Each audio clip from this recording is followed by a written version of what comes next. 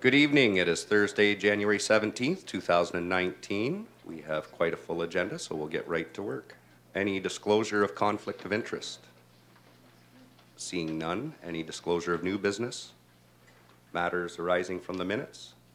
And the minutes of the December 13th, 2018 regular meeting and January 10th, 2019 capital budget. Councillor Fraser? Moved by myself and seconded by Councillor Tate that the minutes of the regular meeting of the Woodstock City Council held on December 13th and the minutes of the special capital budget meeting held on January 10th, 2019 be adopted. Thank you. Any errors or omissions? Seeing none, you've heard the motion. All those in favor? Carries. Unanimous. Next item on the agenda is the additions to the agenda. Councillor Fraser? Moved by myself and seconded by Councillor Schadenberg that the following items be added to the agenda. Delegation 7B, Bill Houston, ZN 8-18-17 Supplementary Report 110 to 114 Dover Street. Delegation 7C, Ron Farrell, ZN 8-18-17 Supplementary Report 110 to 114 Dover Street. And Delegation 7D, Lynn Sutherland, ZN 8-18-17 Supplementary Report 110 to 114 Dover Street. Thank you. You've heard the motion. All those in favor? Carries. Unanimous. And we'll start with delegations. And tonight, Chris Eby had intended to be here to give us an update on his initiative for the free community table at the Museum Square. Now, he was created with a really special heart, and unfortunately, that means he's unable to be here tonight. He's actually in the hospital. He asked me to pass that on to all of council and staff to let them know to be thinking about him as he recovers, and he's hoping to come back in the future to give us the update on that initiative. So we'll move on with Delegation 7B. Bill Houston, welcome. And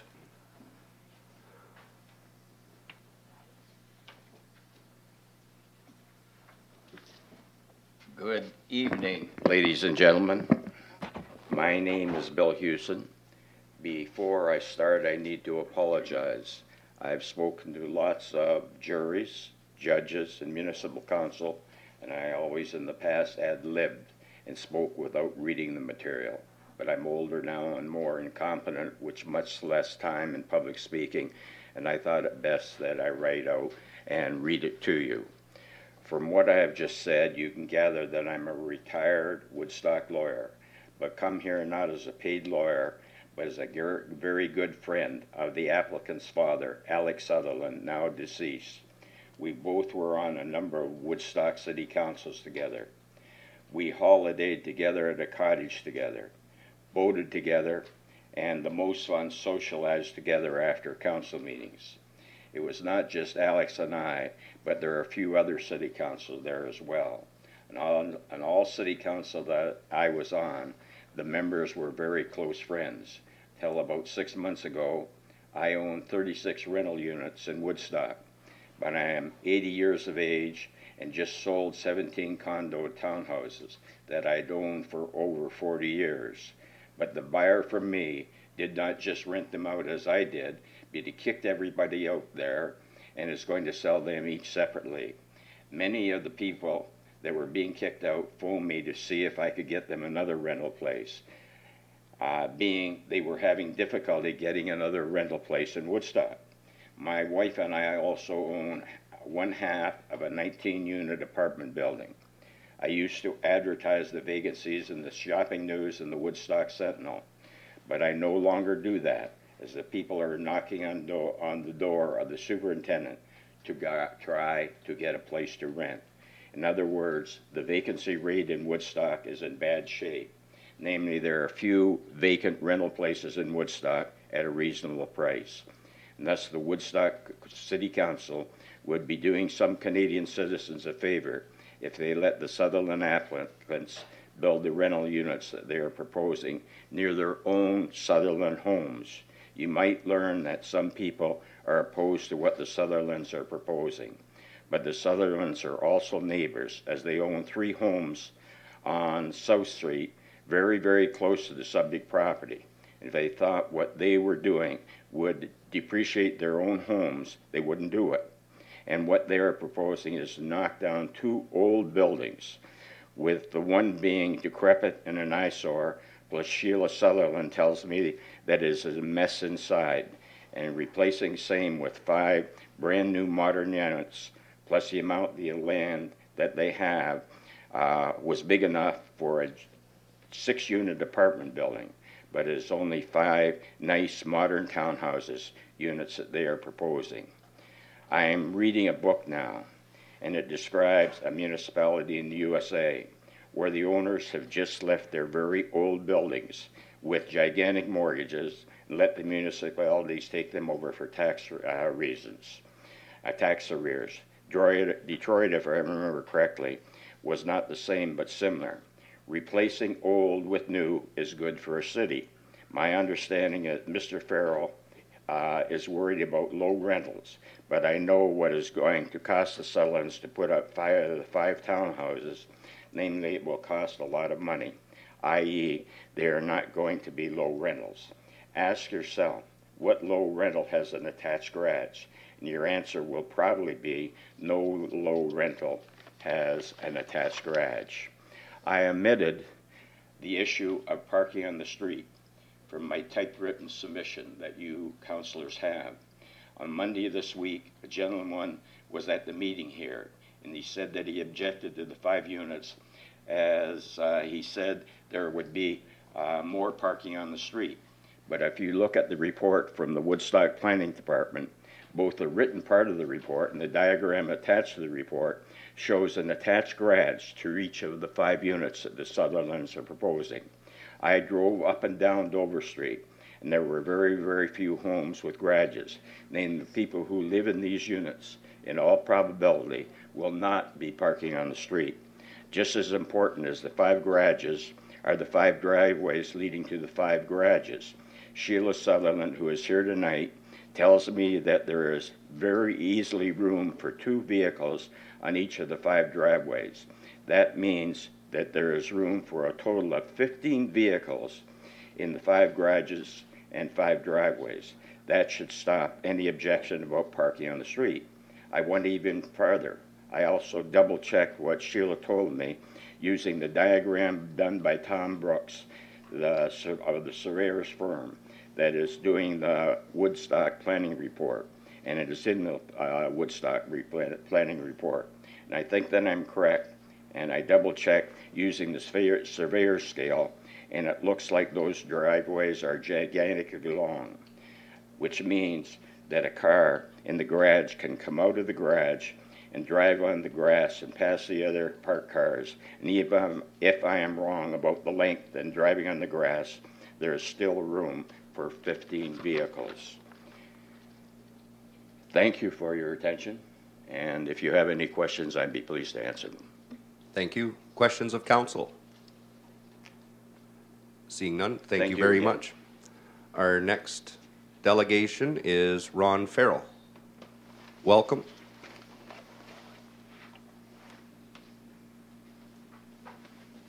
Good evening, Mayor and Council.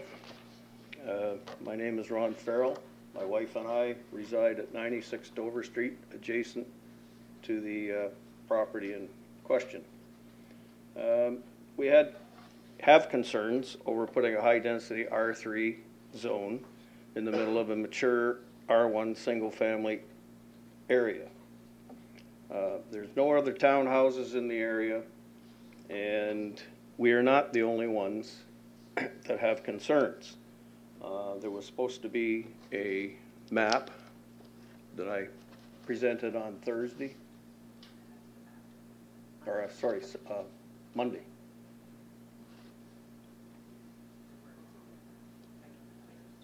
They'll put it up on the screen in a minute. Keep going. Okay, sorry, I don't want to cut into my time here. We're not alone in these concerns. The red dots represent residents who have signed the petition that are not in favor of the R3 change.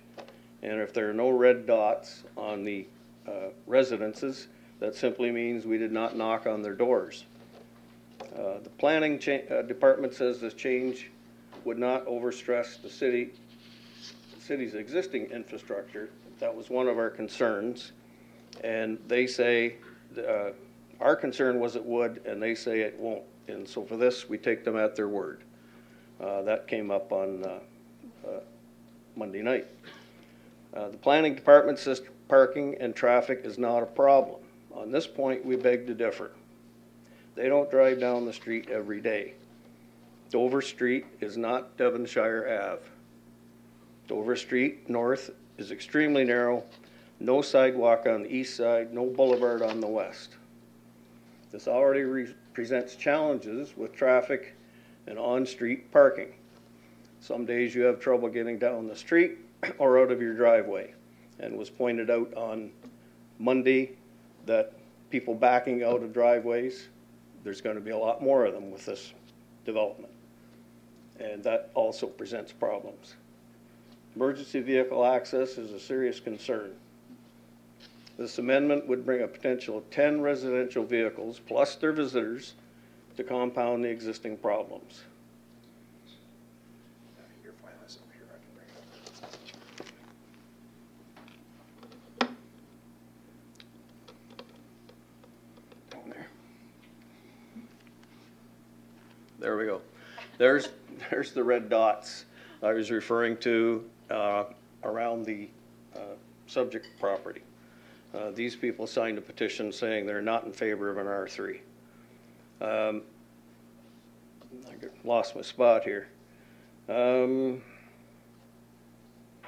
anyways, adding a high-density R3 area to the street would have a major impact on the quality of life for the existing residents. This kind of residential intensification is not compatible with the surrounding neighborhood or narrow street.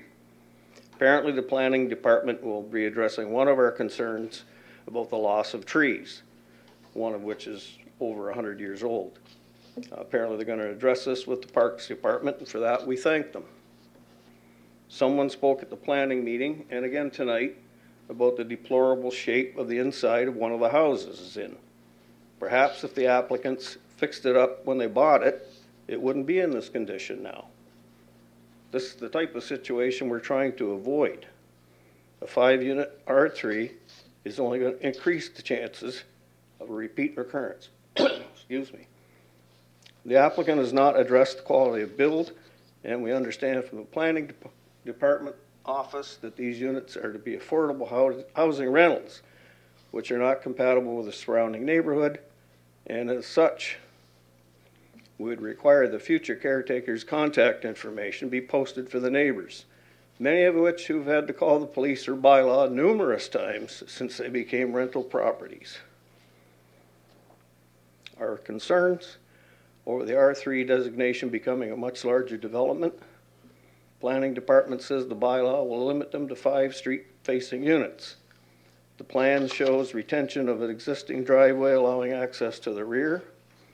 And if the applicant acquires property on South Street behind the zoned R3 property, we would regrettably see another 5 units or more developed in the rear yard. The bylaw says this is an R1, and we're asking that it stay this way.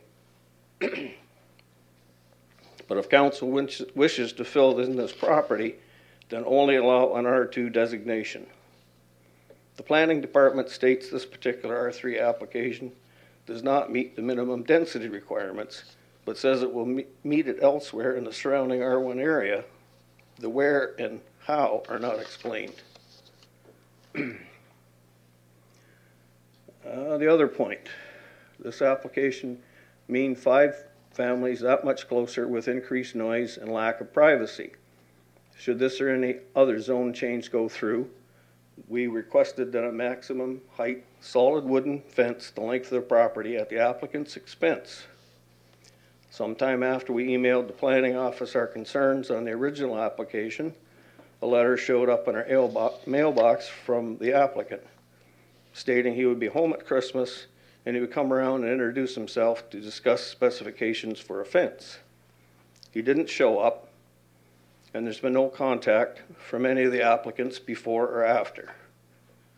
The planning report only states fencing where necessary. Therefore, we would ask that the fence be described we describe be written in as a mandatory condition. You may think we're old and can't accept change and not opposed to a new build.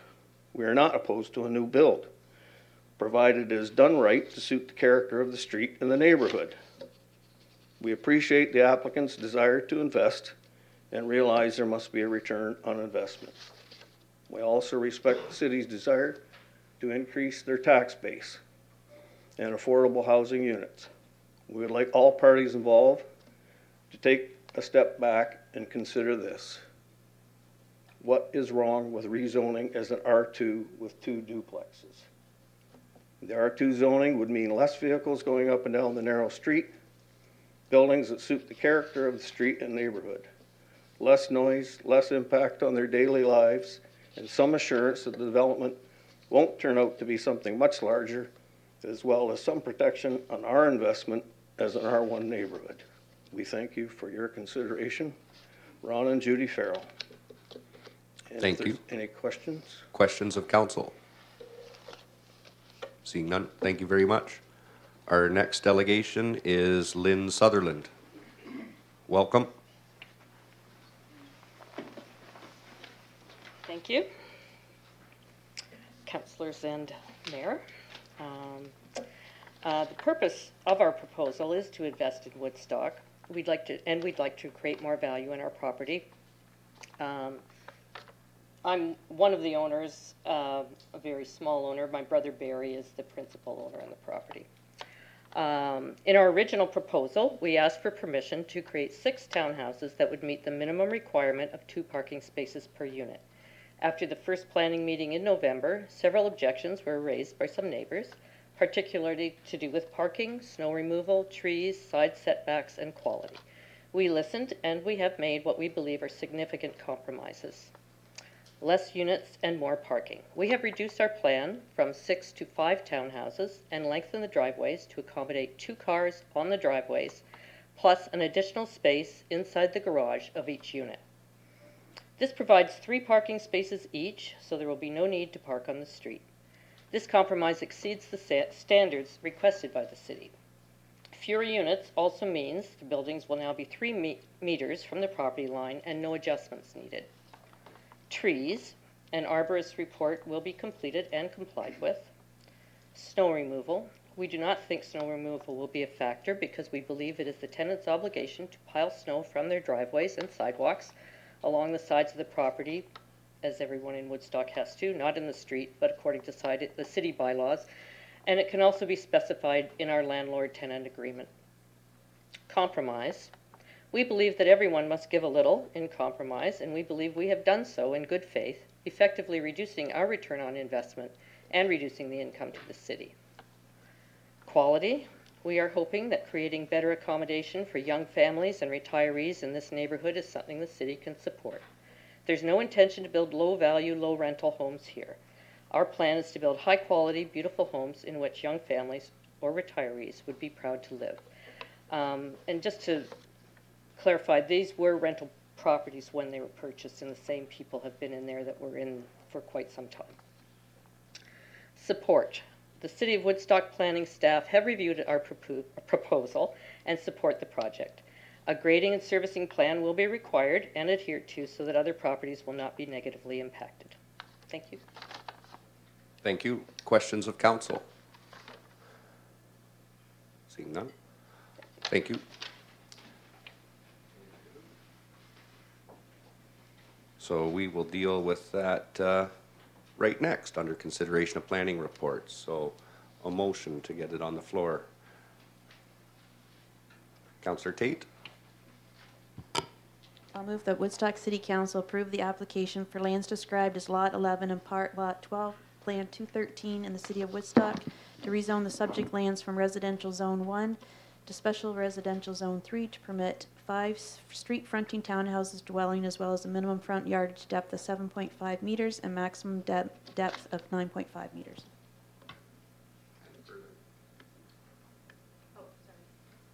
And further, that comments received from the public were reviewed and considered before the decision was made in relation to this planning matter. Thank you. And the seconder? Councillor Fraser. Ms. Hatchler. Okay, thank you. So as council is already aware, the property is located at 110 and 114 Dover Street, and this application originally came to council on November 15th, and council had a resolution to defer the application. At the time, the applicant was proposing 6 units, and they were also requesting relief from the interior side yard. At this point in time, the applicant has gone back and reduced the number of units to 5, and no longer needs relief from the interior side yard. Additional changes or other noteworthy changes that have been addressed are the applicant, as Ms. Sutherland pointed out, the applicant is providing garages on each property. They're also providing significantly longer driveways, so they can park two cars in tandem as well as in the garage. So that equates to 3 legal parking spaces according to the bylaw. Trying to think of what else is noteworthy.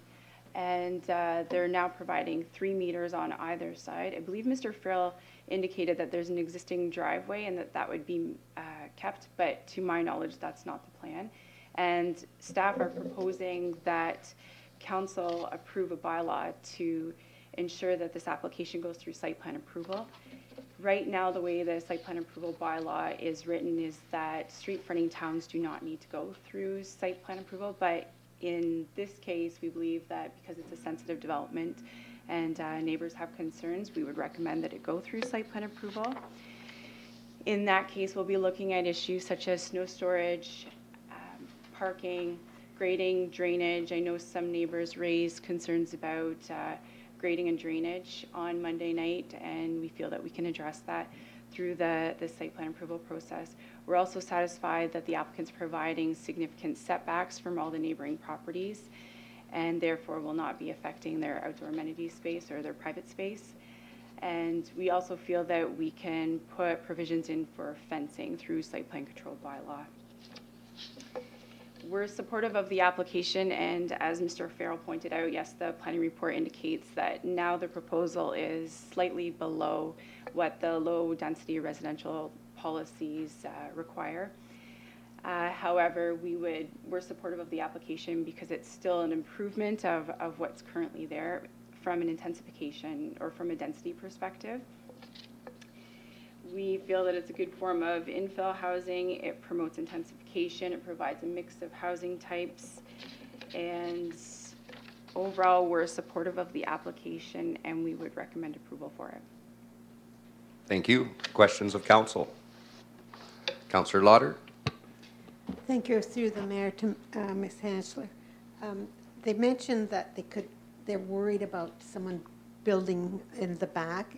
Is there the back of that lot, I guess that's what they're speaking of? Could that happen? Is there any concern that might happen at some time?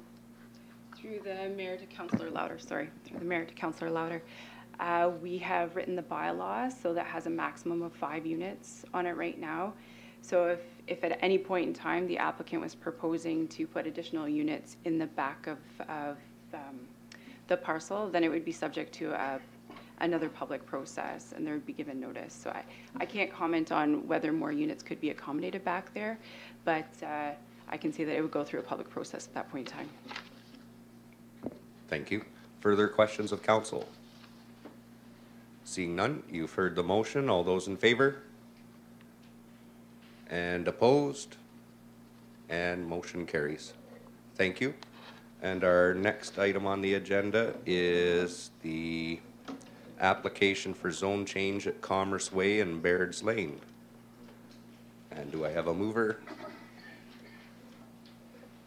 Councillor Tate. Make a motion that Woodstock City Council approve the application for zone change submitted by Viewcon Construction for lands described as Part Block 2, Plan 41M-206, and Parts 2 submitted by Viewcon Construction for lands described as Part Block 2, 2-5, 41R 9468 in the City of Woodstock, whereby the lands are proposed to be rezoned from Special General Industrial Zone to Special General Industrial Zone M3-30 to add a heavy vehicle repair and detailing shop to the uses currently permitted in the M3-1 zone, and further that no comments were received from the public in relation to this planning matter.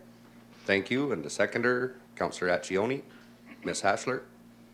Okay, this application proposes to rezone the subject lands to add a heavy vehicle repair and detailing shop to the range of uses that are currently already permitted in the M3-1 zone.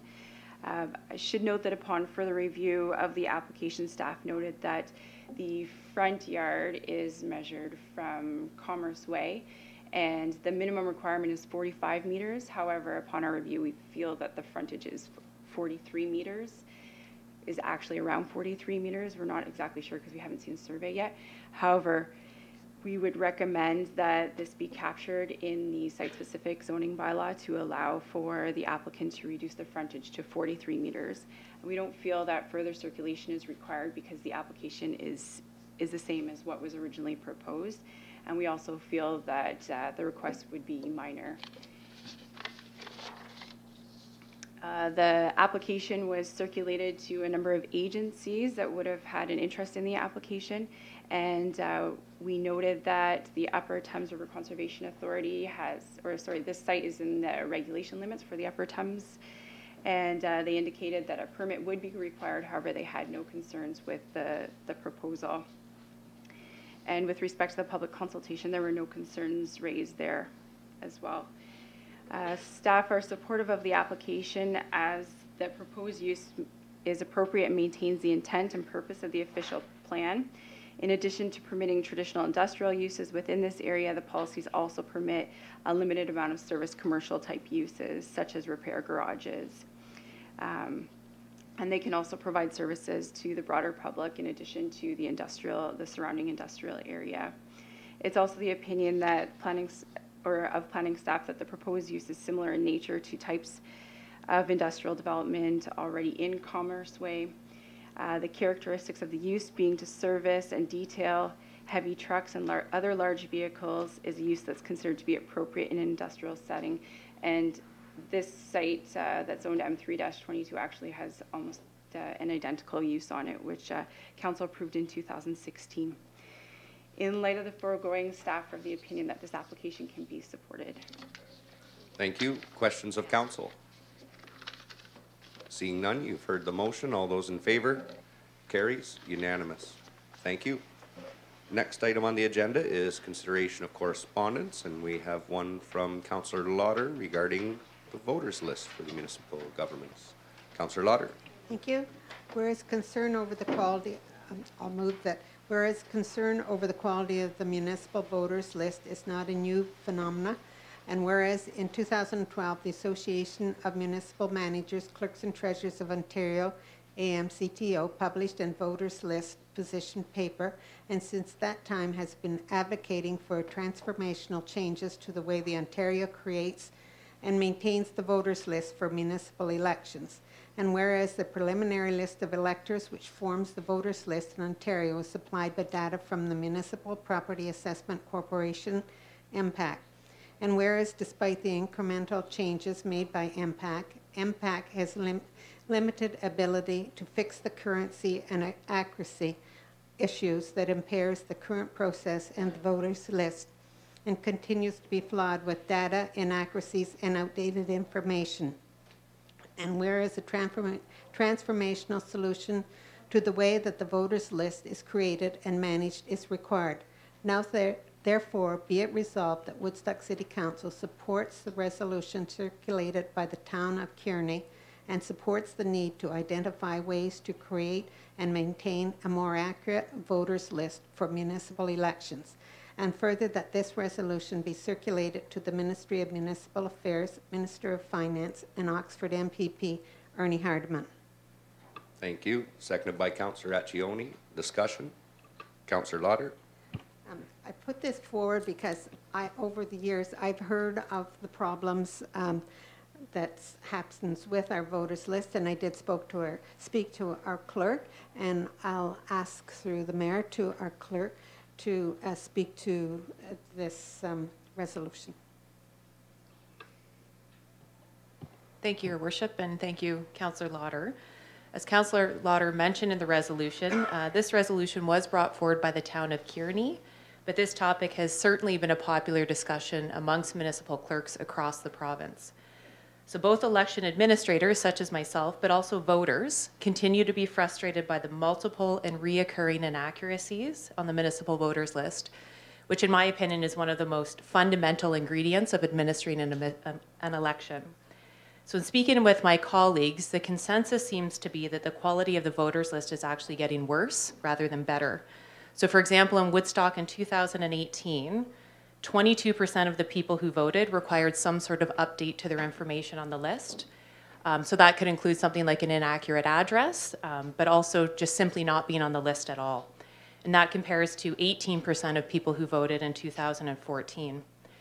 So as Councillor Lauder mentioned, since the list is generated by MPAC, the quality of the voters list is much lower for boarders and tenants than it is for property owners, and as a result can inherently disenfranchise those voters, especially as municipalities are increasingly moving towards various forms of alternative voting. But regardless of the vote casting method administered, inaccuracies of the voters list is an issue and will continue to be an issue as long as the current system is in place. So in response, this resolution encourages the province to make a transformational change to the way the municipal voters list is not only created, but maintained. Thank you. Thank you. Questions of council? Seeing none, you've heard the motion. All those in favor? Carries. Unanimous. Next item on the agenda is the correspondence from the Canadian Cancer Society. Councillor Fraser. That the correspondence received from the Canadian Cancer Society regarding the 20th Annual Relay for Life request for in-kind support from various city departments be supported. Thank you. Seconded by Councillor Accioni. Discussion? Seeing none, you've heard the motion. All those in favor? Carries. Unanimous. And next item on the agenda is the approval of the capital budget. And we have a series of motions here. Councillor Accioni. I'll start us off here. Move that Project 192 Woodall and Seagrave and Hausers Lane surface asphalt in the amount of $275,000 to be financed from the Industrial Land Reserve Fund, and that the financing for Project 1255 former Alea Farm design and construction in the amount of $8 million be determined at a future date. Thank you. And a seconder, Councillor Tate. Discussion? Seeing none, you've heard the motion. All those in favor? Carries. Unanimous. Next item. We'll go Councillor Fraser. Excuse me. That project 1327 exterior monument signage be removed from the 2019 to 2023 capital budget. And seconded by Councillor Lauder. Discussion? Seeing none, you've heard the motion. All those in favor? Carries. Unanimous. And next up, we have Project 145. Councillor Talbot.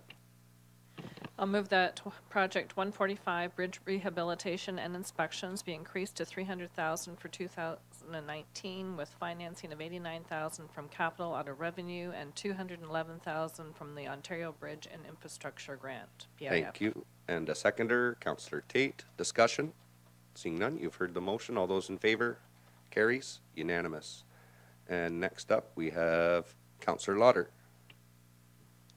I'll move the project 1216 Lions Pool rehabilitation in the amount of $900,000 be removed and replaced with $50,000 financed from the reserve from capital projects to complete an aquatics design study to compare the cost of rehabilitating Lions Pool with the cost of expanding Southside Pool for an additional outdoor or indoor pool and the conversion of the wading pool to a splash pad. And further, that staff be directed to report back to City Council. Thank you. And a seconder, Councillor Accioni. Discussion? Councillor Schattenberg. I guess to the mayor through to Patrice Hilderly, the amount of $900,000 for Lions Pool that was to be paid through a debenture. I know this was something we discussed at our budget meeting. Debenture to be paid back over 10 years' time. So that would be one possibility versus spending $50,000 to do this study, therefore, to determine to do an expansion on Southside Pool. Your Worship, through to Councillor Schattenberg, that's an option that Council could consider as well. Thank you. Councillor Talbot? Thank you, Worship. Just back through to Mrs. Hilderly, just to confirm the figure, that was a 10-year debenture at the rate, so we'd be looking at 1.18 million by the time the project was debentured and paid for. Is that correct? Through to Councillor Talbot, yes, that's correct. Further discussion? Councillor Lauder? And the reason to putting the 50,000 forward, it gives, I feel, the council a time to see what is really needed, what we can really do with it. Should we be going to south side, or should we fix this? So I think this gives us a better opportunity to look into what could be done and what would be the best way of doing this. Councillor Accioni? Thank you, Your Worship. And I seconded this motion. A big lot to do with social media and a lot of responses. So it's just more of a shout out to everybody saying thank you for your comments. There's a lot of passion for the Lions Pool. We don't want to give up on it, but yet at some point we have to look at all options. And this allows us to do that with a lot more knowledge and cost. So thank you. Councillor Fraser? Thank you, Your Worship. And through to Mr. Connors, if I remember right, there's never been a recent study done on the pipes and other underground infrastructure with Lions Pool. And this would update us on aspects of that kind of cost as well. Your Worship, through to the councillor's question, that would give us a hard and fast costing for Lions Pool as well, yes. Further discussion? Councillor Schattenberg? I guess through to Brian Connors again, the south side, or I should say Lions Pool, would still be open for operation for 2019? Your Worship, through to the councillor's question, we would plan for it to be open, but yes, it might not open, but that would just be based on a mechanical issue if there is one. Councillor Tate? So through your worship, just to that, then if there was an issue, you could come back to council and ask for the money so we could open it?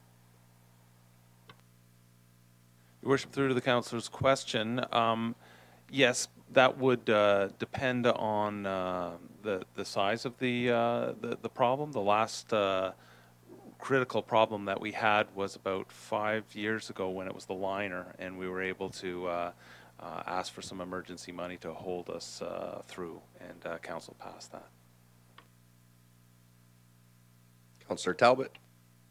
Thank you, Your Worship. Through to Mr. Connor. Something that I didn't ask at capital budgets the other night. Do we have any idea of what we've invested in Lions Pool in the last 5 to 10 years? Roughly? Your Worship, through to the councillor's question,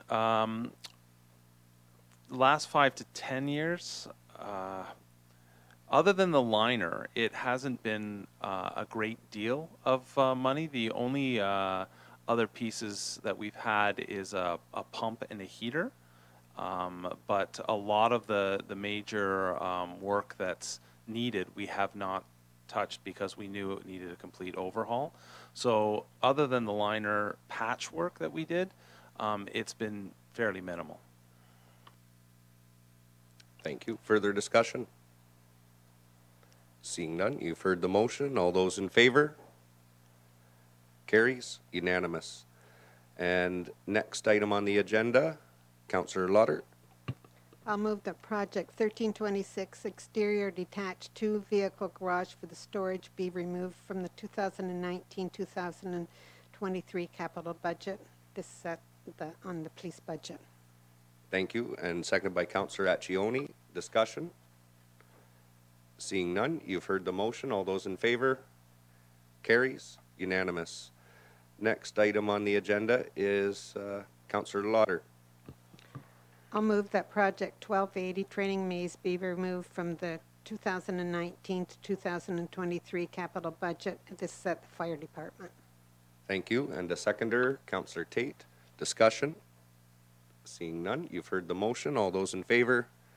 Carries. And for the, we've got one more. Yes, Councillor Tate. So a motion from the floor for the budget to add an additional 200,000 to project 143 asphalt resurfacing to be financed from the revenue for capital projects. Thank you. And a seconder? Councillor Accioni, discussion. Councillor Tate. I'm just adding this because we're still far behind and still playing catch up. Thank you. Further discussion? Seeing none, you've heard the motion. All those in favor? Carries. Unanimous.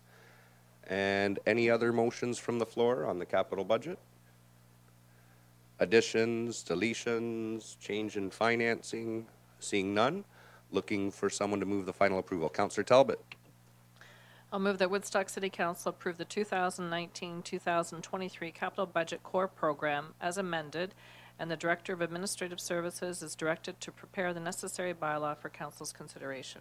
Thank you. And the seconder, Councillor Lauder. Discussion? You've heard the motion. All those in favor? Carries. Unanimous. And thank you to all the staff for their time working on these estimates for the capital project, and we might revisit some of the ones that are on the wish list when we get into the revenue fund budget, so I know that you're all eager to get back and put the finishing touches on your operating. Next item on the agenda is the request for early budget approval for the downtown development plan. Councillor Fraser.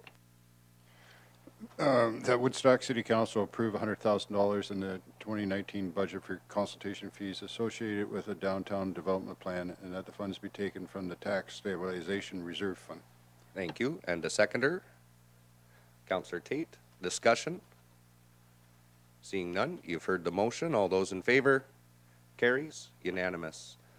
And next item on the agenda is the board and committee appointments for 2018 to 2022. Councillor Accioni. Moved by myself, the Woodstock City Council confirm the appointment of members of the public and councillors to boards and committees as outlined in the report. Thank you. And a seconder, Councillor Tate. Discussion? Seeing none, you've heard the motion. All those in favor? Carries. Unanimous. And next up, we have the accessibility report for the municipal election. Councillor Lauder. I'll move that Woodstock City Council receive the accessibility report for the 2018 municipal election as information. Councillor Schettenberg. And discussion? Seeing none, you've heard the motion. All in favor? Carries. Unanimous. And once again, I heard from a lot of people in the public about how easy it was and the assistance that they had coming in both to the advanced polls here at City Hall as well as on election day. So great job to the clerk's department and all of those who helped out. And next up on the agenda, we have the appointment of the alternate member to the Upper Tier Council. Councillor Fraser. Actually, we will pass it over to the clerk. It says that right here. Clerk will preside. It's in green. Thank you, Your Worship. So we will now proceed with the election of the alternate member of the Upper Tier Council. So each member of council is entitled to one vote, and CAO David Creary will draw a name from a ballot box in the event of a tie. So I will now accept nominations in writing duly moved and seconded for the position of alternate member of the Upper Tier Council. Okay.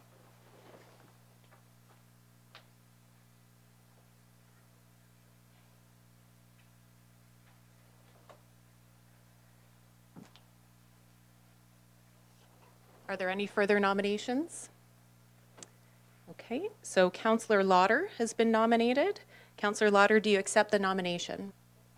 Okay, so seeing as we only have one nomination, the motion on the floor is that Councillor Lauder be appointed as alternate member of the Upper Tier Council until November 14th, 2022.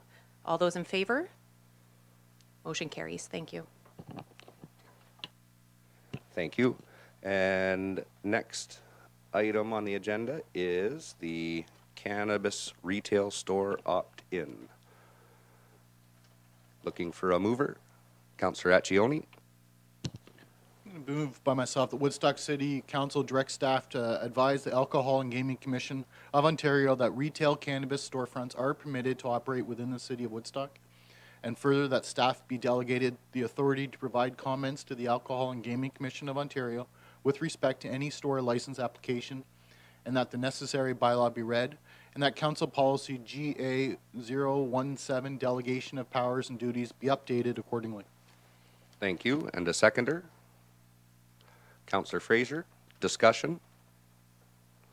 We'll start with Councillor Accioni and then go Fraser. Thank you, Your Worship. Again, more of a comment. Move this motion. This was so foreign to me. I've done a lot of research now on this, and because it's part of our society now, if we like it or not, and I'm in belief that we have to embrace it, we have to realize that it's going to be part of the local economy as well, and who are we to stop business? So I'll stand by my nomination. Thank you. Thank you. Councillor Fraser. Thank you, Your Worship. I don't embrace it. I'm not in favor of it, but it's here, and federally, provincially. I've been very torn on which way to go with this.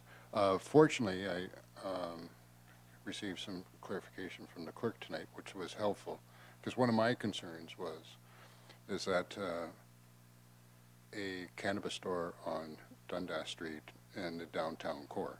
That's the last thing I wanted to see. And even to the fact that I parked and paced off the distance from WCI to Dundas and what stores would be in it, and the same thing for Central School, because that's something I do not believe that we want in the downtown core. Not trying to stop free enterprise, but I feel that that's important that it be located. So my understanding now is it has to be a standalone building, which was very few in the downtown core.